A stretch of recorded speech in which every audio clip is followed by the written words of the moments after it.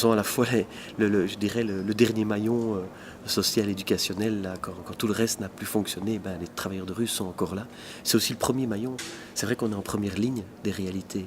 Et donc c'est vrai que c'est un statut tout à fait particulier. Et ça, le fait d'être le témoin privilégié de ce qui se passe dans la rue, dans les zones pas toujours visibles, finalement, nous oblige à devoir témoigner. C'est vrai que ce forum est un deuxième forum de travail de rue. Le premier forum s'est tenu en 2002 à Bruxelles, avait réuni 750 personnes venant de 50 pays différents. Et nous avions à l'époque produit 23 recommandations. Alors ces 23 recommandations, très brièvement, il y en avait une première qui nous tenait vraiment à cœur, c'est la reconnaissance du travail de rue. Existons-nous ou n'existons-nous pas? Allons-nous continuer à revendiquer l'existence alors que nous le sommes de fait, que ce soit accepté ou pas? Ou allons-nous dire oui, nous sommes convaincus et que personne ne peut le nier, notre existence est de fait. Les actes que nous posons sont des actes incontournables. Les travailleurs de rue, dans certains pays, risquent vraiment leur vie. On a perdu des éducateurs de rue qui ont été assassinés. Il y a des militants des droits de l'homme qui ont été assassinés. Et les travailleurs de rue sont souvent des gens qui prennent la parole pour ceux qui n'ont pas la parole. Peut-être que nous, on est dans des pays, en Belgique, en Europe, dans certains pays d'Europe, où on parle beaucoup, on peut tout dire, on ne sait plus à quoi ça sert de dire, et il y a une très grande difficulté de passer de la parole à l'acte. La production de propositions n'indique pas grand-chose sur le rapport de force.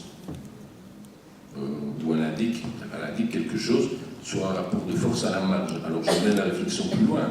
En tout cas, pour un secteur social comme le nôtre, là où on peut faire avancer les choses, je le dis avec peut-être un peu de cynisme, mais chez moi, ce n'est pas de cynisme, c'est que je pense qu'on aide l'État à mettre en place de façon relativement efficace des politiques essentiellement palliatives. La dépendance financière du secteur associatif en Belgique par rapport au pouvoir public, ça peut poser problème. Une association comme les droits de l'homme en dépend à bon 90% de subsides publics. Je peux vous assurer que quand vous obtenez une décision favorable du Conseil d'État qui annule une licence d'exportation d'armes délivrée au nom de l'intérêt général par la région wallonne, la dictature comme la Libye, je peux vous assurer que vos demandes de subsides qui sont dans le pipeline, après, l'élection n'est pas spécialement favorable. Donc je crois que ça, il faut le garder en tête aussi. La pensée au niveau des instances politiques, j'ai envie de dire, elle est souvent figée parce qu'elle ne s'aère pas assez. La volonté qu'on peut avoir à rester en contact avec la société civile, c'est de prendre cet oxygène et surtout d'arriver à vraiment construire du neuf. Il faut du courage, en fait. Il faut vraiment pouvoir se dire, et les forums peuvent servir à ça, je pense, des discussions, des débats comme on les a ici au Festival Liberté, c'est de pouvoir vraiment éveiller cette conscience, se dire, attention, le modèle dominant n'est pas inéluctable, n'est pas une fatalité, c'est une question de choix. Et qui dit choix, dit courage de choisir autre chose. Et on l'a vu, il y a des pays comme par exemple le Brésil, Lula, il a choisi, il a pris un certain nombre d'options, et la situation, la pauvreté a diminué au Brésil.